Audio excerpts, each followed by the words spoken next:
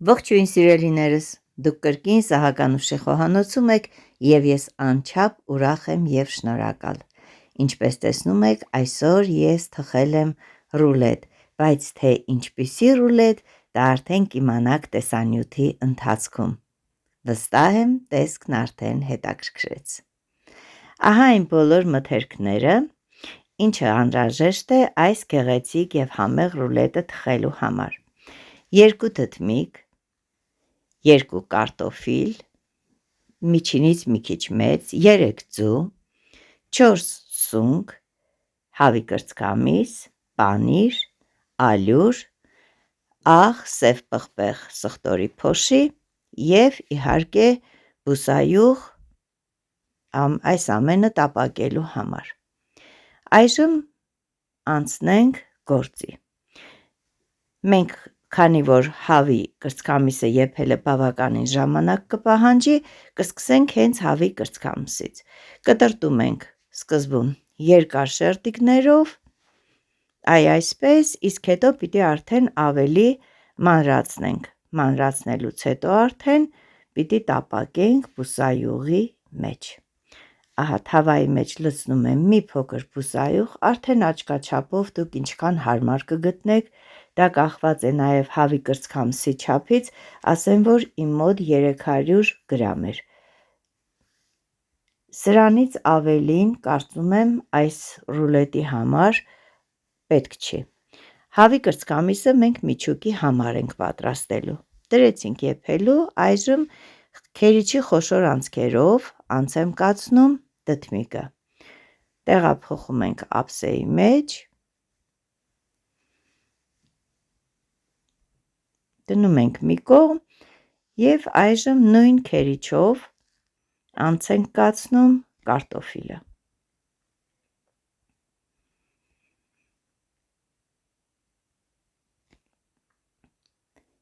Կարտոֆիլը նույնպես քերիչով անցկացրեցինք, այժմ խառնում ենք իրար և դնում ենք մի կողմ։ Այս ընթացքում կպատրաստենք ձվով թանձրուկ, որը պիտի ավելացնենք բանջարեղենի վրա։ 3 ձուն կոտրում եմ, ամբողջական ձվերն ենք օգտագործելու։ Մի փոքր հարելուց հետո ավելացնում եմ արդեն աղը, սև պղպեղը և սխտորի փոշին։ Մի թեյի գդալ աղ եմ վերցրել, կես թեյի գդալ սխտորի փոշի և սև պղպեղ։ Ավելացնում եմ ալյուրը 3 ճաշի գդալ։ Չափերը բավականին ճշգրիտ են, այնպես որ առանց վարանելու կարող եք այս չափաբաժնով օգտվել։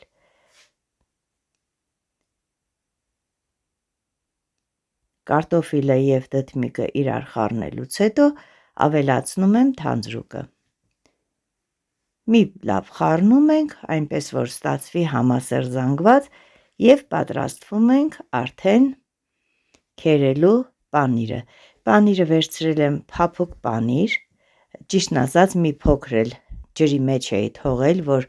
աղը ավելի լավ դուրս գա։ Շատ փափուկ տնական պանիր է, որը շատ լավ հալվում է և շատ հարմար էր այս ռուլետի շերտը պատրաստելու համար։ Դուք կարող եք օգտագործել ցանկացած տեսակի պանիր։ Վերցնում եմ տապակամանը, մի փոքր բուսայուղ եմ արել թղթի վրա, շրջացրել եմ թուղթը, որպեսզի թուղթը չկպչի և հետո ավելի հեշտությամբ կպոկվի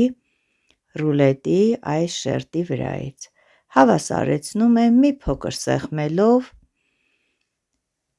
և պիտի թխենք 180 աստիճան տաքացված ջեռոցում 25-30 րոպե։ Այսպիսի տեսք ունեցավ, այժմ տեղափոխում ենք ջեռոց։ Ինչպես տեսնում ենք, հավի միսը արդեն եփվել է, ավելացնում եմ աղ, սև պղպեղ, Շարունակում ենք տապակել, մինչև հյութը լրիվ կքամվի, կգոլորշանա և մի փոքր կկարմրի։ Այժմ կտրտում ենք սունկը։ Կտրտում ենք այնպես, ինչպես մեզ հարմար է, ինչպես հարմար ենք գտնում։ Ես գերադասեցի կտրտել մանր հավի կտորներին համապատասխան, որպեսզի իրար հետ ավելի լավ ձուլվեն։ Հավի միսը արդեն պատրաստ է և այժմ նույն թավայի մեջ մի փոքր բուսայուղ եմ ավելացնում և տապակում ենք արդեն սունկը։ Ոչ շատ ուժեղ կրակի վրա, միջին կրակով սունկը և եփում ենք և միևնույն ժամանակ տապակվում է, շատ գեղեցիկ տեսք ունի։ Այժմ սունկին էլ կավելացնենք մի փոքր աղ և սև պղպեղ և մի ճաշի գդալ ալյուր։ Ալյուրով թողնում ենք մի քիչ բովվի, որից հետո ավելացնում եմ 150-ից 200 գրամ կաթ։ Հիմա կտեսնեք, թե կաթը ինչպես է պնդվելու և գեղեցիկ խյուս է ստացվում։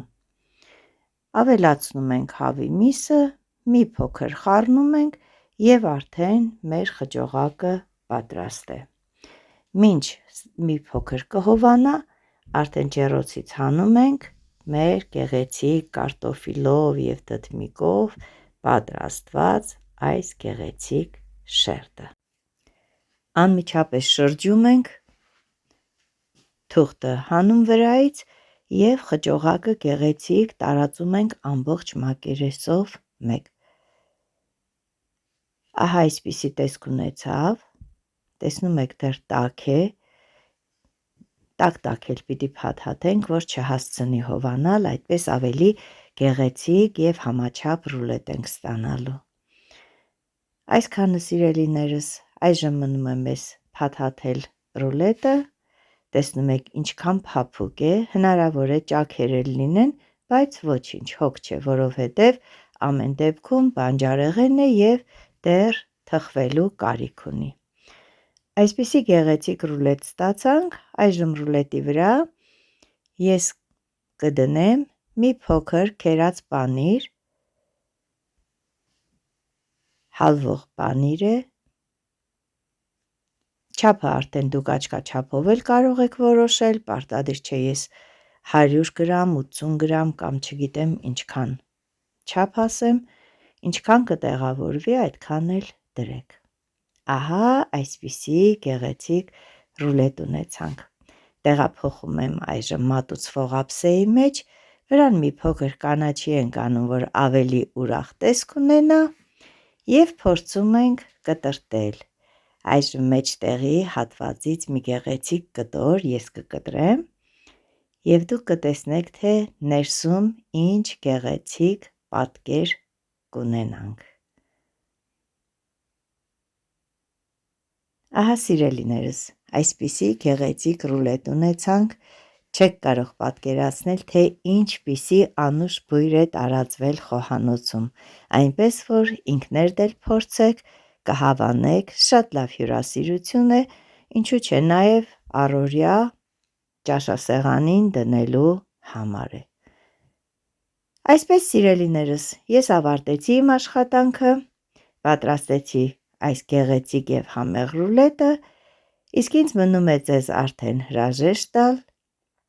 Կրկին շնորհակալություն եմ հայտնում իմ ալիքին հետևելու և ձեր ջերմ ու բարի խոսքերի համար։ Ցտեսություն։